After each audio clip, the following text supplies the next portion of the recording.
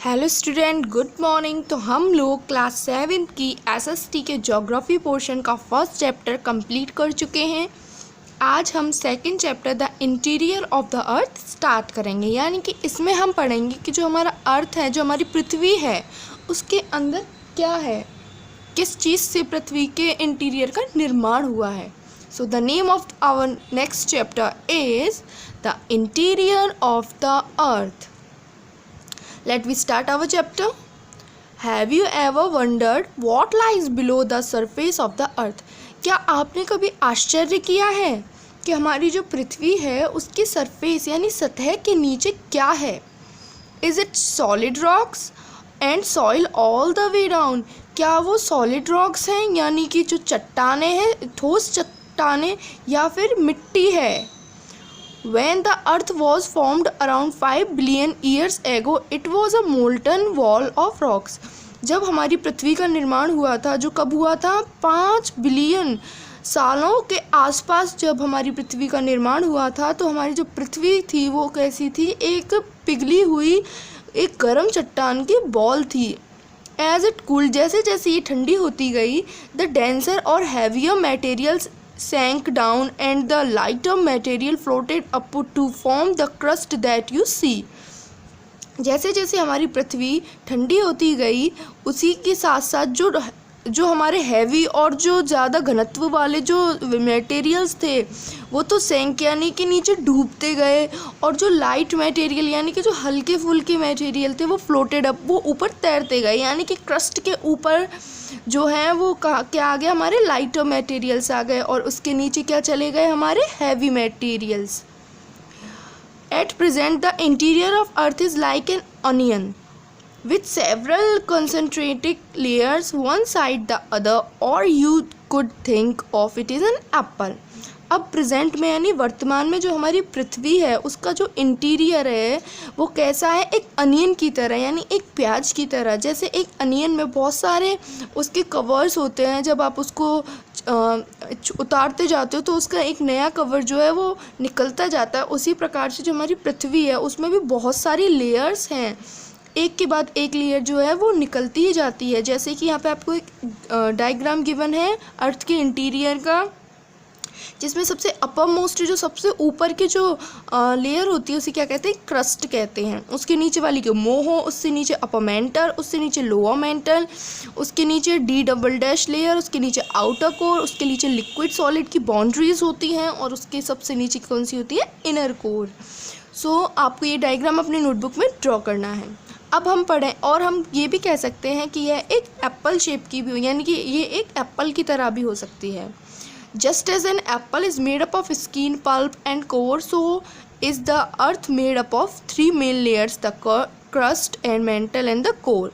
जैसे एक एप्पल जो होता है हमारा, उसमें उसकी पहले तो स्किन होती है, यानी कि रेड कलर का जो हमारा कलर्ड होता है उसकी स्किन का वो होता है। उसके बाद पल्प जो छिलके होते हैं, उसके बाद कोर यानी कि जो वाइट हिस्सा निकलता है उसके अंदर का, और बीज निकलते हैं। यानी कि इतनी सारी लेयर्स एप्पल्स में भी होते हैं।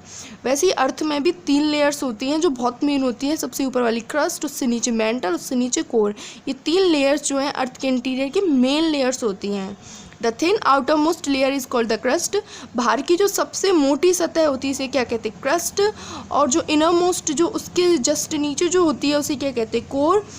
नहीं, जो सबसे नीचे होती है उसे क्या कहते हैं? कोर। और जो मिड की पार्ट होता है, यानी कि जो कोर और क्रस्ट के मिड में होती है उसे क्या कहते हैं? मेंटल। यानी कि सबसे ऊपर होती है हमारी क्रस्ट, उससे नीचे सबसे नीचे होती है हमारी कोर, और बीच में कौन सी होती है? Mental layers.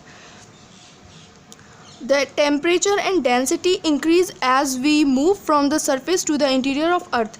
जैसे जैसे हम पृथ्वी के नीचे चलते जाते हैं वैसे ही टेम्परेचर यानी कि उसके जो तेज जो गर्मी होती है वो बढ़ती जाती है, डेंसिटी और जो उसका घनत्व है वो भी क्या होता है? बढ़ता जाता है। अब हमारा जो फर्स्ट टॉपिक सबसे पहले गिवन है जो हमारी अर्थ है उसकी लेयर्स में से, वो फर्स्ट है क्रस्ट। क्रस्ट जो होती है हमारी सबसे ऊपर की लेयर होती है, thin outer most layer. The crust is the upper most layer of the earth. पृथ्वी की सबसे ऊपरी सतह की जो लेयर होती है वो क्रस्ट होती है। It is the thinnest of the 3 layers. ये सभी तीनों जो हमारी 3 लेयर्स हैं उनमें सबसे पतली होती है, thinnest. The thickness of crust however very widely, जबकि जो उसकी थिकनेस होती है वो बहुत ही विस्तृत होती है।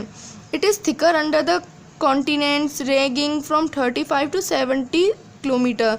जो हमारी क्रस्ट है, जो कॉन्टिनेंट जो है उनके नीचे तो थिक है, और उसकी थिक की जो रेंज है कितनी थिक है, वो है 35 से 70 किलोमीटर्स तक।